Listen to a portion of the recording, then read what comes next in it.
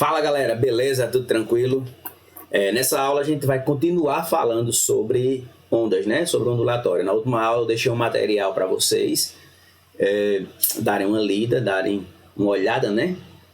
Para vocês irem se habituando com o conteúdo. E nessa aula eu vou dar uma aula mais explicativa e também entrar na questão matemática, né? Resolver também problemas, resolver um probleminha para a gente começar a se aperfeiçoar com problemas envolvendo ondas, tá bom? Então, como foi mencionado na aula anterior, né? Ondas nada mais são do que perturbações, né? Mas não é uma perturbação qualquer, né? Porque é um tipo de perturbação que transporta apenas energia, sem transportar matéria, tá certo? Então, essa é a grande característica da onda, tá certo? Então, nós chamamos que nós podemos dizer que a onda é qualquer perturbação ou impulso, certo? Que se propaga em um meio, né? Exemplos disso, como vocês podem ver aí na figura, né? Aí na figura mostra um desses exemplos, certo? A figura que nós temos um lago e nesse lago foi jogado uma pedra, né?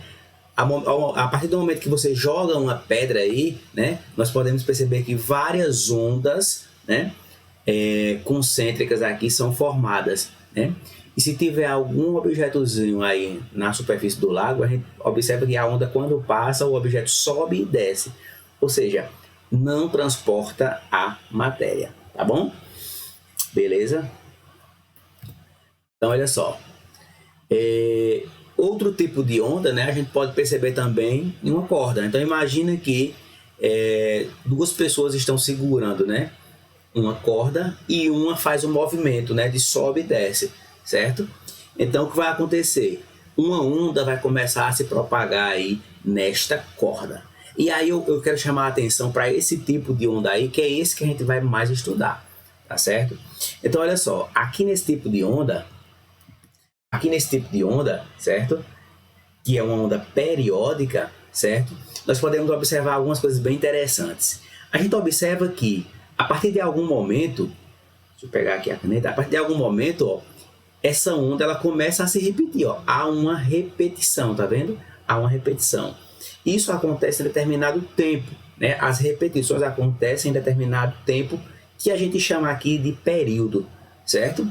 E também a quantidade de repetições que acontece em determinado tempo, né? Nós chamamos isso de frequência. Daqui a pouco eu vou falar mais sobre período e sobre frequência.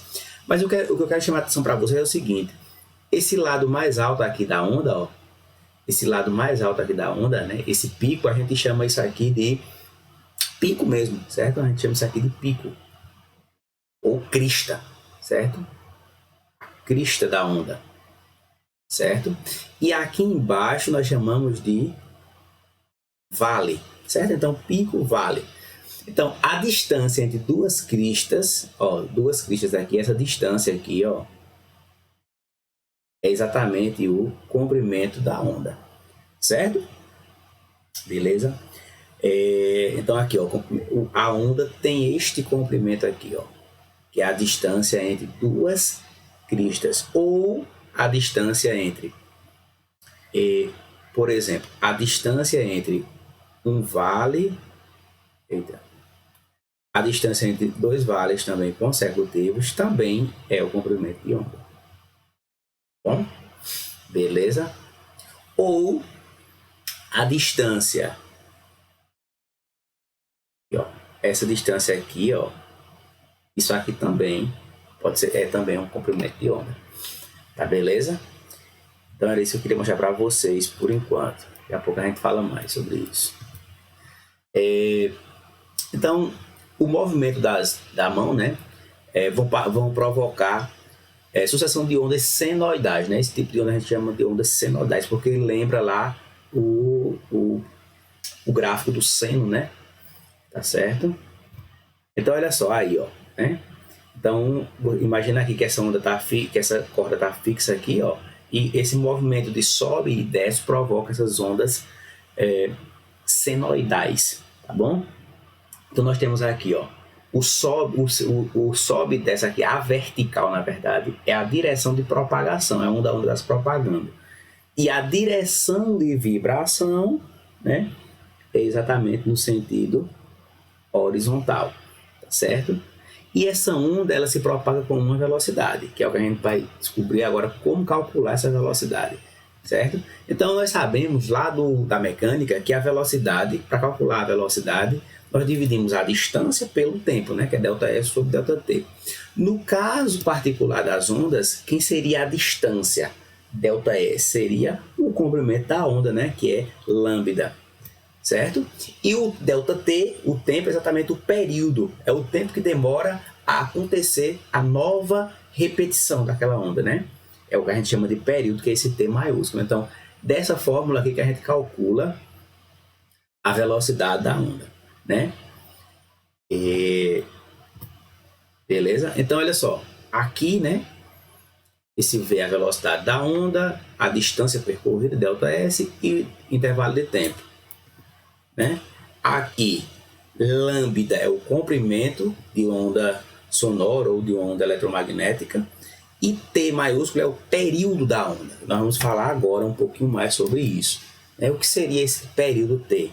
Na verdade, o período T é o intervalo de tempo necessário para que um ponto vibrante percorra um ciclo completo, certo? Aí, ó, por exemplo, sim, eu não falei ainda da amplitude, né? Essa altura máxima aqui, ó, a altura máxima atingida aqui pela crista, certo? Em relação ao eixo de propagação, a gente chama isso aqui de amplitude, tá certo? Então, observa aqui, aonde ela vem faz isso aqui, ó, certo? E depois ela faz esse mesmo movimento, ou seja, ele começa a se repetir. Existe um padrão para repetir, certo? Então, o tempo que demora para acontecer esse padrão que vai se repetir, esse tempo é chamado de período, tá bom? Período é o mesmo tempo. Então, o tempo que demora para acontecer isso aqui, ó, vai ser o mesmo tempo que demora para acontecer isso aqui. E vai acontecendo, né? Isso é chamado de período, tá certo? E o que seria a frequência? É o número de ciclos, né? O número de ciclos, que é exatamente aquilo lá que a gente marcou, certo? Em determinado tempo, tá bom? Então, olha só, aqui eu tenho, ó, o ciclo seria isso aqui, ó. Observa que está acontecendo, ó. Imagina que no intervalo de 1 segundo aconteceu 3 ciclos disso, certo? Então, a frequência seria 3 ciclos por segundo, certo? Na frequência a gente vai calcular em Hertz, tá bom? Então imagina o seguinte, a borboleta não, o beija-flor, né? Você já perceberam que o beija-flor ele bate as asas muito rápido, ele bate tão rápido as asas que a gente não consegue nem perceber que as asinhas deles estão batendo, né? Estão vibrando, certo? E em 1 segundo eles conseguem 60 batidas, 60 oscilações, ou seja, a frequência de oscilações das batidas das asas de um beija-flor é 60 Hz, ou seja, 60 batidas por segundo, tá certo? Então, quando eu falar de Hertz, eu estou falando de 60 oscilações por segundo, tá bom? Amplitude, né, é exatamente a distância de uma crista ou um vale a um nível de equilíbrio, que eu falei para vocês, né? Então, isso aqui é a amplitude, ó. Eu tenho aqui o eixo de propagação, né? Aqui em cima eu tenho a crista, certo?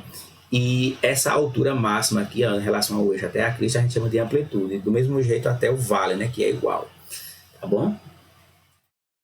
E agora a gente pode fazer um exemplo, né? Um exemplo disso, tudo isso que a gente falou. Então, olha só. Uma onda sonora, uma onda qualquer, não é sonora, se propaga ao longo de uma corda com uma frequência de 60 Hz. Então ele já deu aqui, ó, o valor da frequência. Ó, isso aqui é F. A frequência é 60 Hz, tá bom? Conforme ilustra essa figura aí.